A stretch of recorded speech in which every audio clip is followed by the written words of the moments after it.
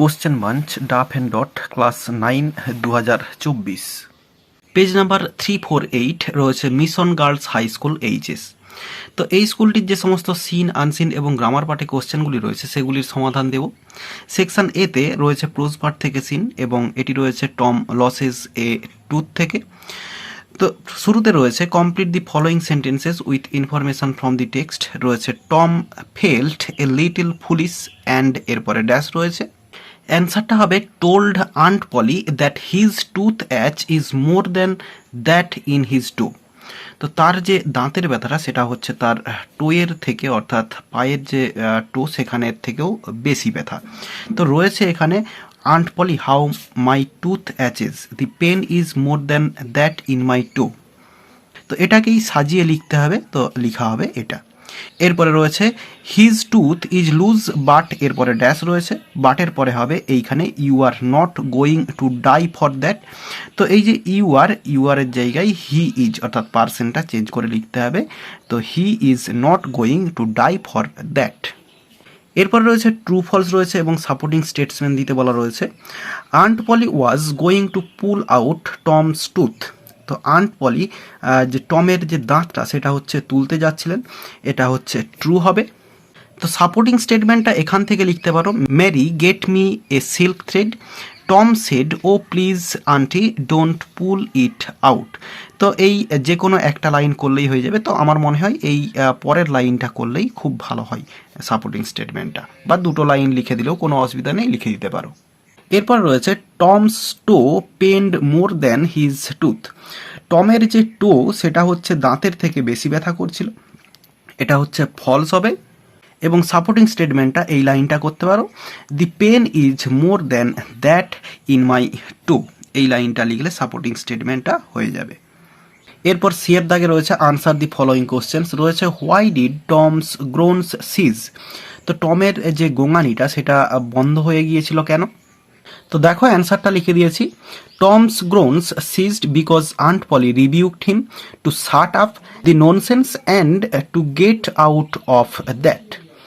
এরপরে রয়েছে why did Tom want to stay at home. Tom বাড়িতে থাকতে চাই কেন? তো অ্যান্সারটা লিখে দিয়েছি দেখো, Tom wanted to stay at home because he did not want to go to school. তো টম স্কুলে যেতে চায় না, তাই জন্য সে বাড়িতে থাকতে চায়। এরপরেও একটা আন্ট পলি একটা কমেন্ট করেছিলেন তারপরে যে এবং সে ফিশিং করতে চাই, and wanted to go fishing. যদিও এখানে এই টেক্সট যেটা সিন তোলা রয়েছে সেখানে নেই, কিন্তু এরপরে রয়েছে যেখানে আন্ট পলি বলেছিলেন যে টম বাড়িতে থাকতে চাই এবং সে হচ্ছে ফিশিং অর্থাৎ মাছ ধরতে যেতে চাই। তো এই কথাটাও তোমরা লিখতে পারো, লিখে দিলে খুব ভালো হয়। এরপরে রয়েছে ডি এর দাগে এমসিকিউ প্রশ্ন রয়েছে। প্রথমে রয়েছে Tom imagined that he had began to feel pain in his dash. অ্যান্সারটা হচ্ছে অপশন এ টু। এরপরে টমস গ্রোনিং ওয়াজ ড্যাশ। অ্যান্সারটা হচ্ছে অপশন এ অ্যাউফুল, ভয়ঙ্কর। এরপরে Mary got him dash. Mary তাকে নিয়ে এসে দিয়েছিল। অ্যান্সারটা হচ্ছে option B a silk thread. এরপরে রয়েছে Tom does not want to stay, এরপরে ড্যাশ রয়েছে। অ্যান্সারটা হচ্ছে অপশন সি হোম। এরপরে দুইয়ের দাগে রয়েছে পোয়েট্রি পার্ট থেকে সিন রয়েছে এবং এটি রয়েছে মিল্ড দি মিস্ট আপন দি হিল থেকে। প্রথমে রয়েছে আনসার দি ফলোয়িং কোশ্চেন্স, রয়েছে how was the damp on the grass. গ্রাসের ওপর অর্থাৎ ঘাসের ওপরে যে ডাম্প ভিজে ভাবটা সেটা কেমন? তো দেখো অ্যান্সারটা লিখে দিয়েছি, the damp on the grass was as thick as morning's tears. এরপর রয়েছে what is compared to morning's tears. তো মর্নিংস টিয়ার্সের সঙ্গে কোন জিনিসটাকে তুলনা করা হয়েছে? তো দেখো অ্যান্সারটা লিখে দিয়েছি, the drops of rain on the long green grass is compared to morning's tears. এরপরে রয়েছে বিয়ের দাগে এমসিকিউ প্রশ্ন রয়েছে আদার ইয়ার্স মিন, এরপরে ড্যাশ রয়েছে। আনসারটা হবে বিয়ের দাগ the days of the poet's youth, অর্থাৎ কবির যে ছোটবেলার যে দিনগুলো সেটাকেই বলা হচ্ছে আদার ডে। এরপরে রয়েছে the damp stands on the long, এরপরে ড্যাশ রয়েছে। আনসারটা হচ্ছে অপশন এ গ্রিন গ্রাস। এরপর রয়েছে একটি আনসিন। তো চলো আনসিনের মানেটা প্রথমে বলে দিই। We lived in the most beautiful place in all the world. আমরা বসবাস করেছিলাম পৃথিবীর সব থেকে সুন্দর জায়গাটিতে। My valley the Swat valley is a heavenly kingdom of mountains, gushing waterfalls and crystal clear lakes. তো বলছে আমার যে ভ্যালিটা সেটা হচ্ছে সোয়াট ভ্যালি নামটা। Is a heavenly kingdom of mountains অর্থাৎ এটা পর্বতের স্বর্গরাজ্য, গাসিং ওয়াটারফলস যেখানে রয়েছে হচ্ছে ঝর্ণা রয়েছে, অ্যান্ড ক্রিস্টাল ক্লিয়ার লেকস এবং স্বচ্ছ লেক রয়েছে অর্থাৎ হ্রদ রয়েছে। Welcome to paradise it says on a sign as you enter the valley. তুমি যখন ভ্যালিটাতে প্রবেশ করো তখন একটা জায়গায় বলা থাকে অর্থাৎ লেখা থাকে সাইনবোর্ডে, welcome to paradise. In older times Swat was called Uddiyana which means garden. তো পুরানো দিনে আগেকার দিনে এই সোয়াটকে বলা হতো উদ্যায়না, যেটার মানে হচ্ছে গার্ডেন অর্থাৎ বাগান। We have fields of flowers, orchards of delicious fruits, emerald mines and rivers full of trouts. We have fields of flowers অর্থাৎ ফুলের বাগান ছিল, অর্চার্ডস অফ ডিলিশিয়াস ফ্রুটস অর্থাৎ মিষ্টি ফলের বা সুস্বাদু ফলের বাগান ছিল, ইমারেল অর্থাৎ পান্নার খনি ছিল, এবং নদীতে ভর্তি ছিল টুরাটস অর্থাৎ টুরাটস হচ্ছে এক ধরনের মিষ্টি জলের মাছ আর কি, সেই টুরাটস মাছ পরিপূর্ণ ছিল নদীগুলিতে। People often call Swat the Switzerland of the east. তো এই যে সোয়াট এটাকে মানুষেরা প্রায় বলে থাকে বা ডেকে থাকে ইস্ট অর্থাৎ পূর্বের সুইজারল্যান্ড বলে। We have had Pakistan's first ski resort. বলছে আমাদের পাকিস্তানের সব থেকে প্রথম ski resort. The rich people of Pakistan came on holiday to enjoy our clean air scenery and our Sufi festivals of music and dancing. তো বলছে যারা ধনী মানুষ পাকিস্তানের তারা ছুটি কাটাতে এখানে আসতো এবং তারা এখানে এসে যে ক্লিন এয়ার অর্থাৎ তাজা বাতাস এবং এখানের যে সিনারি সেইটা উপভোগ করত, এবং আমাদের যে সুফি ফেস্টিভ্যাল অর্থাৎ মিউজিক এবং নাচের যে সুফি ফেস্টিভ্যাল সেটা হচ্ছে উপভোগ করত।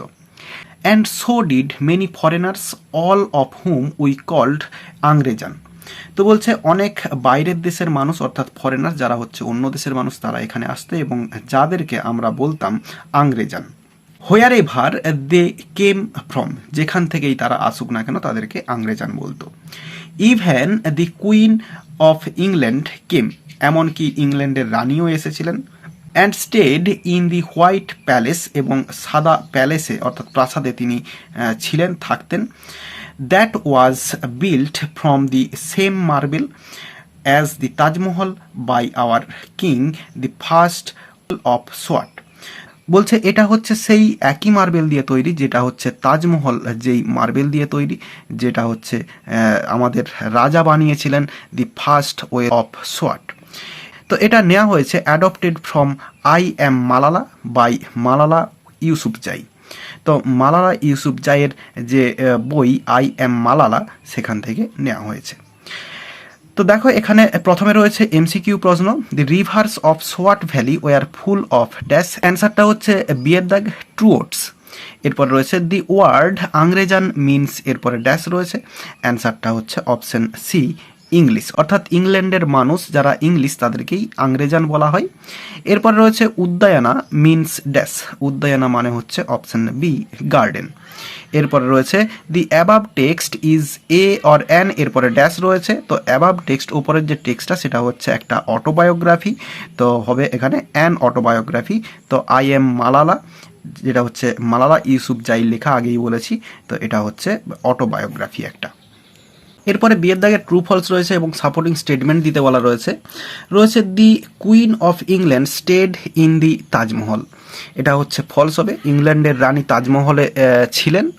সাপোর্টিং স্টেটমেন্টটা এখানে রয়েছে, even the queen of England came and stayed in the white Palace that was build from the same marble as the Taj Mahal. যা আছে পুরো সেন্টেন্স শেষ করে দেবে, সাপোর্টিং স্টেটমেন্টটা হয়ে যাবে।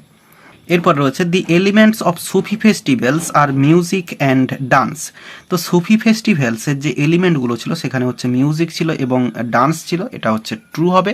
সাপোর্টিং স্টেটমেন্টটা এই লাইনটা হবে, the rich people of Pakistan came on holiday to enjoy our clean air scenery and our Sufi festivals of music and dancing, এটা হচ্ছে সাপোর্টিং স্টেটমেন্ট হয়ে যাবে। এরপরে রয়েছে আনসার দি ফলোয়িং কোশ্চেন্স, রয়েছে what is the connection of the Taj Mahal with the Swat valley. Swat ভ্যালির সঙ্গে তাজমহলের যে কানেকশানটা সেটা হচ্ছে সংযোগটা, সেটা হচ্ছে কি? অ্যান্সারটা লিখবো এইখান থেকে, দি হোয়াইট প্যালেস।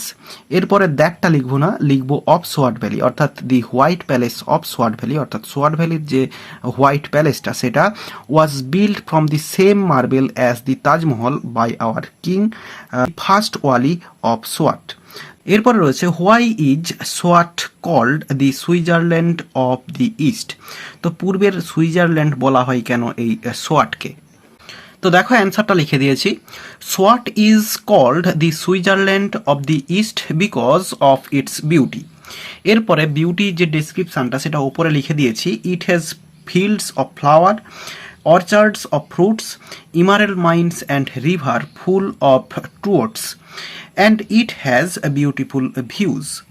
এরপরে ডি এর দাগে রয়েছে ভোকাবুলারি, এগুলোর মানে আনসিন থেকে খুঁজে বের করতে হবে।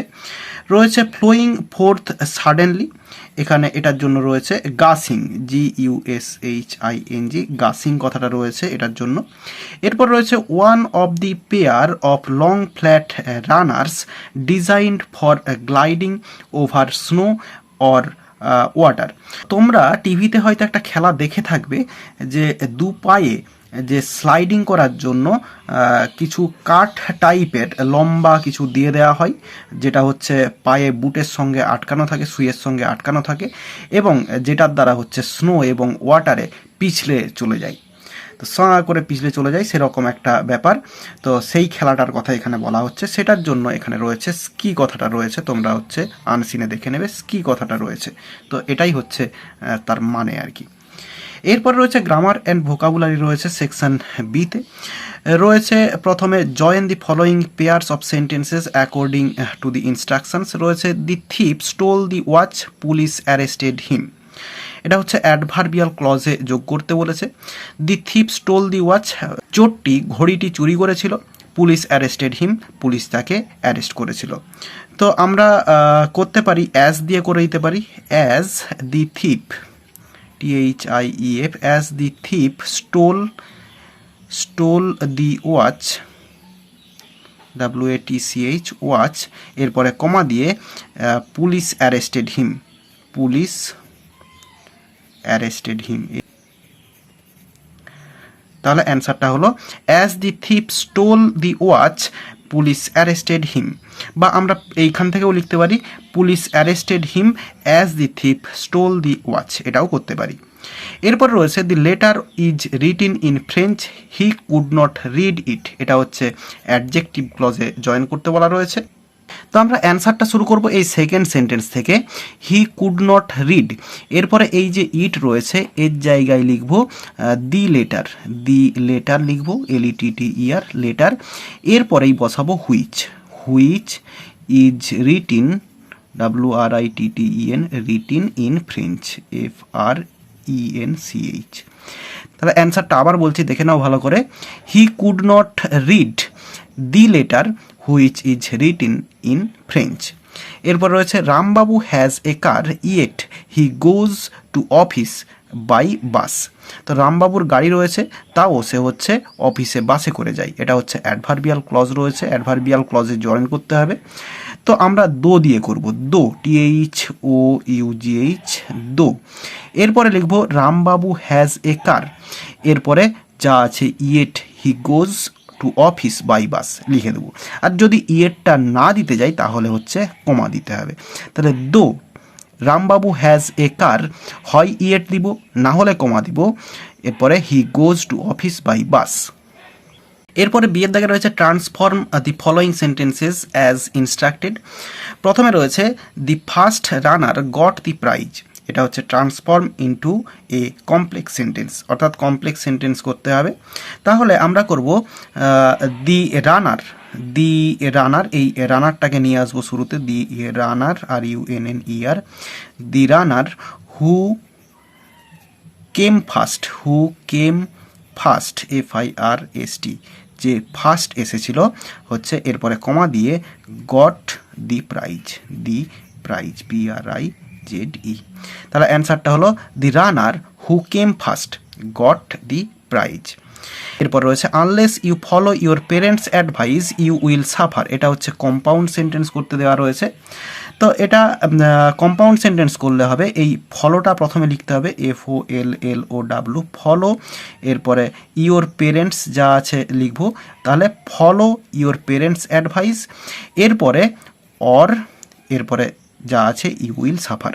তাহলে কিছুই লিখছি না, প্রথমে এই ফলো থেকে শুরু করব, এফটা ক্যাপিটাল করব, ফলো ইওর পেরেন্টস অ্যাডভাইস, এরপরে কমাটা লিখব না, কমার জায়গায় দিব, ইউ উইল সাফার। এটা হচ্ছে কম্পাউন্ড সেন্টেন্স হয়ে যাবে।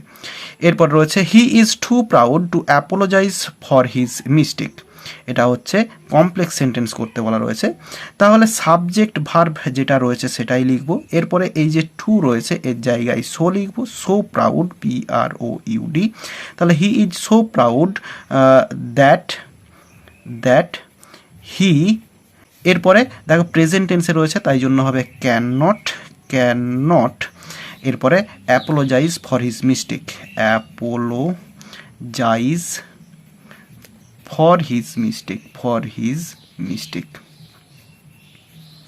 তাহলে অ্যান্সারটা হলো he is so proud that he can not apologise for his mistake. এরপরে রয়েছে ফ্রেজাল ভার্ব। প্রথমে রয়েছে he agreed to execute the order of his boss. তো এক্সিকিউটের জন্য হচ্ছে এখানে হবে ক্যারি আউট, এটা হবে, তো এখানে ক্যারি আউট হয়ে যাবে। এরপর রয়েছে conjunctivitis has appeared suddenly in our town. তো অ্যাপিয়ার্ড সাডেনলি এটার জন্য হচ্ছে ব্রেক আউট হবে, তো এখানে অ্যাপিয়ার্ড রয়েছে, থার্ড ফর্ম রয়েছে হ্যাজ অ্যাপিয়ার্ড, তাহলে হচ্ছে ব্রোকেন আউট হবে, BROKEN, ব্রোকেন আউট। এরপরে রয়েছে ভার্ব ফর্ম দিয়ে ফিল আপ করতে হবে। দি secretary dash a letter to him giving the good news that he dash the captain of the kho team. তাহলে দি সেক্রেটারি এখানে ভার্বের সেকেন্ড ফর্ম হবে সেন্ট, তাহলে দি secretary sent a letter, secretary একটি চিঠি পাঠিয়েছিলেন টু হিম তাকে, গিভিং দি গুড নিউজ ভালো খবরটি দিয়ে, দ্যাট হি ড্যাশ, এখানে হবে was selected, SELECTED, selected the captain of the kho team, kho টিমের ক্যাপ্টেন হিসেবে নির্বাচিত হয়েছে। আর এরই সঙ্গে সঙ্গে এই পেজটির সমস্ত সিন, আনসিন এবং গ্রামার পার্টের সমাধান দেওয়া হয়ে গেল। আশা করি বোঝাতে পারলাম। ভিডিওটি ভালো লেগে থাকলে একটি লাইক করো এবং বন্ধুদের মধ্যে শেয়ার করো, এবং আমার এই চ্যানেলে নতুন হলে চ্যানেলটি সাবস্ক্রাইব করে পাশে থাকা বেল আইকনটি প্রেস করো পরের ভিডিওগুলি সবার আগে পাওয়ার জন্য। এই ভিডিওতে এতটাই দেখাবে, নেক্সট ভিডিওতে ভালো থাকো সবাই, ধন্যবাদ।